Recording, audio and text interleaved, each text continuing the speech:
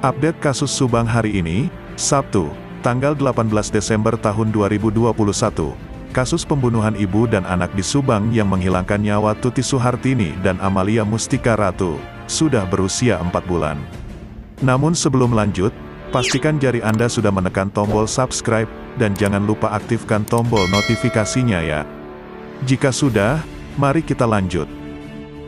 Tanggal 18 Desember yang juga merupakan tanggal lahir Amalia Mustika Ratu, hingga berita tersebut diturunkan pada Sabtu pagi, penyidik Polda Jabar belum menetapkan satu pun tersangka. Meskipun tak ada kejahatan yang sempurna, YouTuber Anjas di Thailand menganalisis bahwa sang pelaku kasus pembunuhan ibu dan anak di Subang justru telah unggul puluhan langkah dari pihak kepolisian. Anjas melontarkan analisis tersebut dalam segmen analisa terbarunya di kanal YouTube Anjas di Thailand yang berjudul Penyidik Sudah Siap Umumkan Dua Pelaku Subang. Tidak PERFECTCR1ME, yang tayang Jumat, tanggal 17 Desember tahun 2021, malam. Selain membahas jejak kaki misterius yang diduga milik pelaku di rumah yang menjadi tempat kejadian perkara, Anjas pun membahas pernyataan kriminolog sekaligus pakar hukum Unpas Yesmil Anwar. Anjas sepakat dengan Yesmil Anwar yang menyebutkan bahwa tak ada kejahatan sempurna, perfect crime. Selalu ada jejak kejahatan yang fab dilacak. Tetapi, berbeda dengan Yesmil Anwar yang menyebut kejahatan tersebut unggul selangkah dari pihak kepolisian, Anjas menyatakan pelaku pembunuhan ibu dan anak di Subang unggul puluhan langkah dari pihak kepolisian. Menurut dirinya, dalam peristiwa pembunuhan, waktu krusialnya ialah 48 jam sesudah kejadian buat mengungkap kasus kejahatan itu. Namun, dengan lamanya pengungkapan kasus pembunuhan ibu dan anak di Subang yang telah berjalan 4 bulan, pelaku kejahatan tidak hanya unggul selangkah lebih maju daripada polisi, bahkan pelaku unggul puluhan langkah lebih maju dari tim penyidik, ucap Anjas. Kendati demikian, Anjas tetap percaya kemampuan tim penyidik sudah tak perlu diragukan.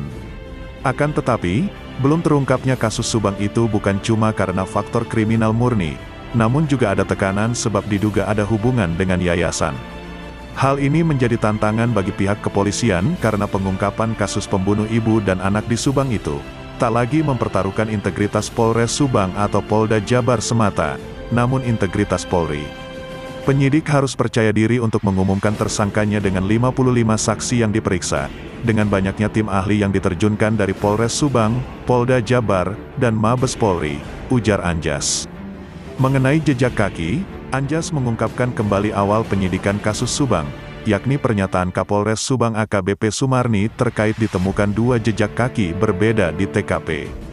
Tetap, hingga 4 bulan penyidikan kasus pembunuh ibu dan anak di Subang, kabar kelanjutan soal 2 jejak kaki berbeda itu. Tidak ada kabar jejak kaki itu milik siapa. Padahal, temuan lain seperti puntung rokok dan puluhan DNA dan sidik jari yang ditemukan di TKP kasus pembunuh ibu dan anak di Subang, sudah banyak beredar di media. Anjas menilai ada banyak kemungkinan terkait 2 jejak kaki berbeda yang ditemukan di TKP kasus Subang itu. Kemungkinan pertama, bila dikaitkan dengan pernyataan pihak kepolisian, bahwa pelaku ialah orang dekat dengan korban sebab tak ditemukan kerusakan di pintu masuk di TKP, maka salah satu jejak kaki tersebut bisa jadi milik orang itu. Orang dekat ini bisa orang di sekitar keluarga dekat korban, orang yang dikenal korban, atau dia bagian dari Yayasan Bina Prestasi Nasional, sebab TKP kasus Subang itu pun dijadikan kantor yayasan. Saat pihak kepolisian mengungkapkan soal temuan 2 jejak kaki berbeda di TKP kasus pembunuh ibu dan anak di Subang, pasti jejak kaki tersebut terindikasi dengan sesuatu hal yang bisa mengarahkan atau jadi petunjuk. Mungkin saja jejak kaki ditemukan di tempat-tempat strategis di tempat dilakukan eksekusi, misalnya di kamar Ibu Tuti atau Amel, ucap Anjas. Kemungkinan lain bahwa 2 jejak kaki yang ditemukan di TKP kasus pembunuh ibu dan anak di Subang itu, bukan milik dari 55 saksi yang sudah diperiksa terkait kasus Subang itu.